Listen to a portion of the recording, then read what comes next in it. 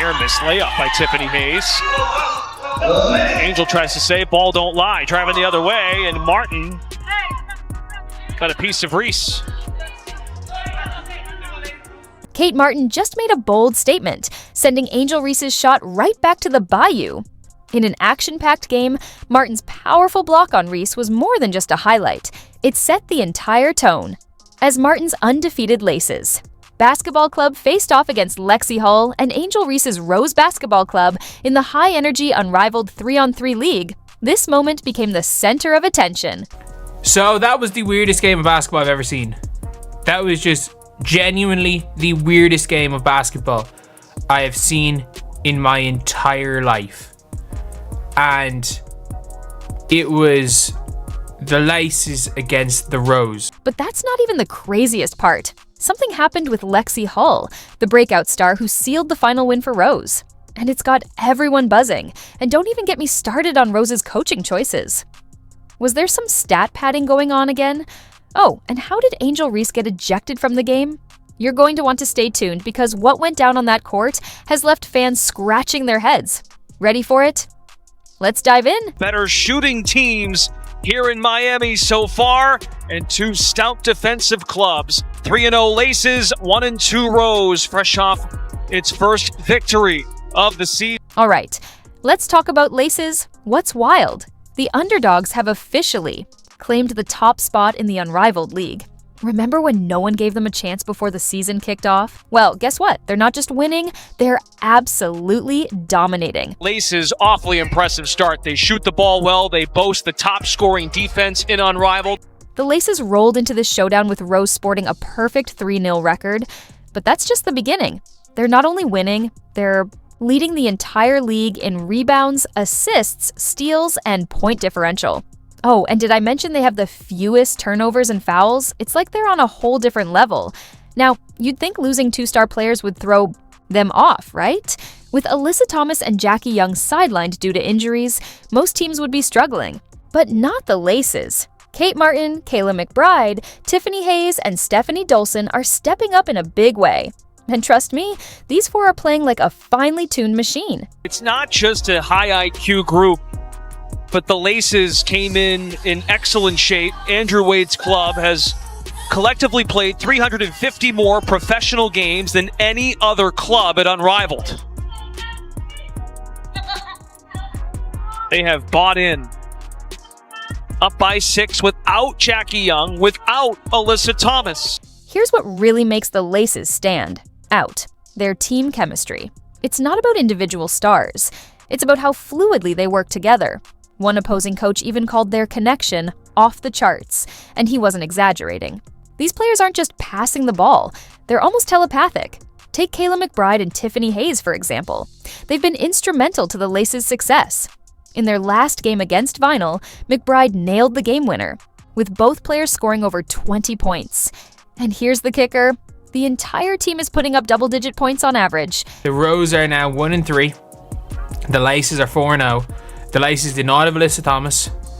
Tiffany Hayes, was hurt quite a bit. Steph Dolson fouled out. Kate Martin again still can't hit a shot. And Kayla McBride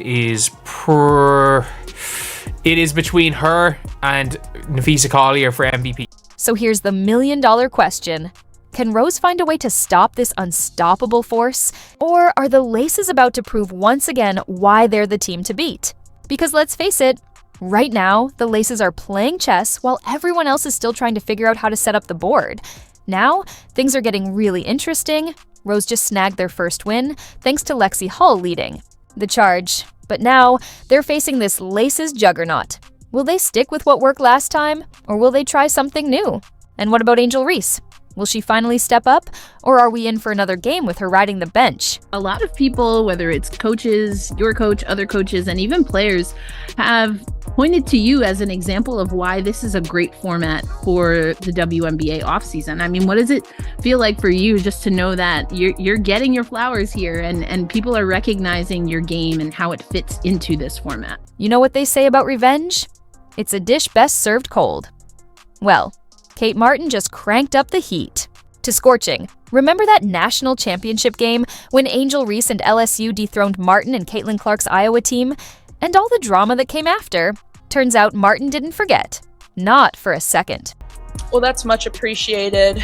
But I don't know. I've always had confidence in myself of knowing the type of player that I am. But also it's fun because it's 3-on-3 and it's meant to be fun. This is meant to really enjoy the time with your teammates, and like, you don't play with these people in the WNBA season, so it makes it really fun getting to know everybody. And see, now imagine this.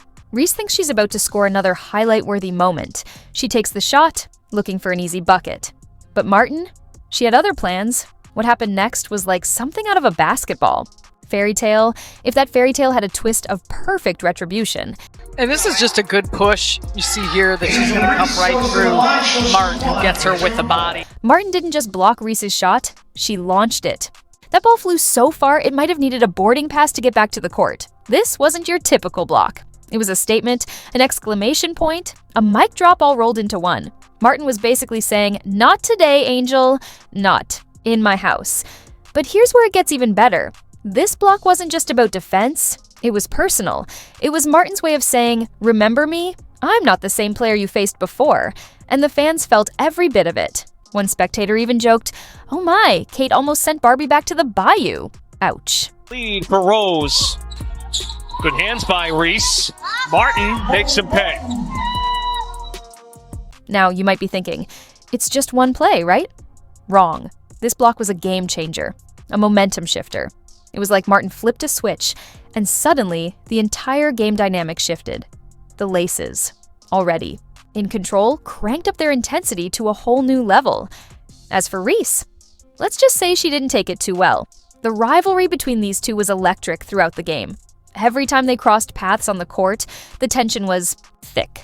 It was like watching two alpha wolves circling each other, just waiting for the perfect moment to strike. Martin gave Tolson a look just to sell out the defense.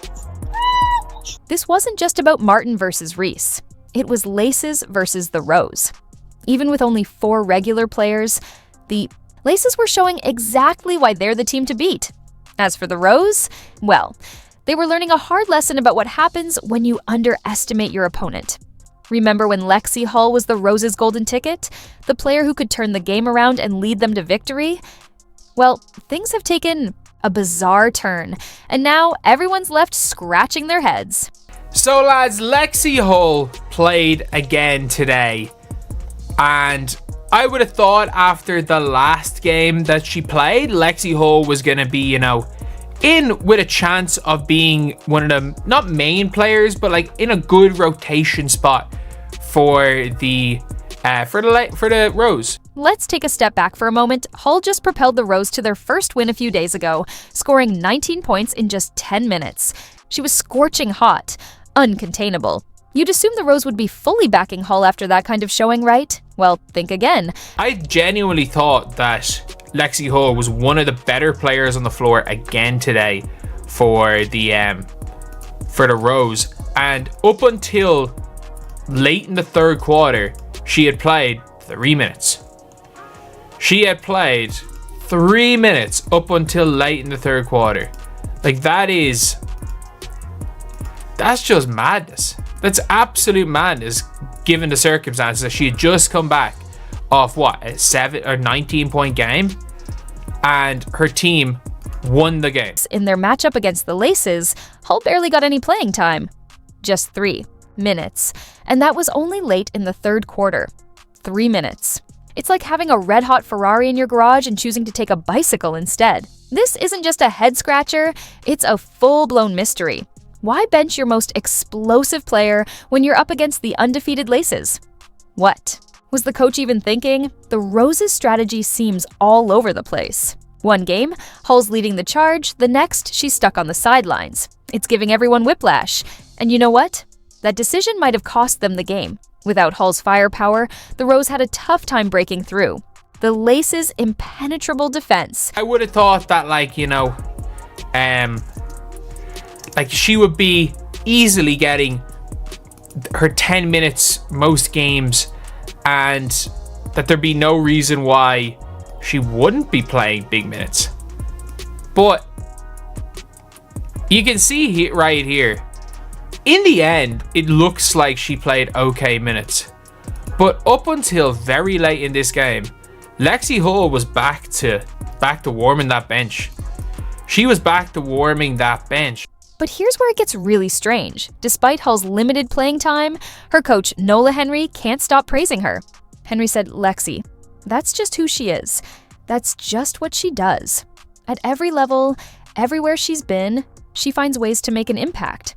It may not always show up on the stat sheet, but it definitely matters when it comes to the things she can do to help you ultimately win basketball games. So, if that's the case, why isn't she on the court more?"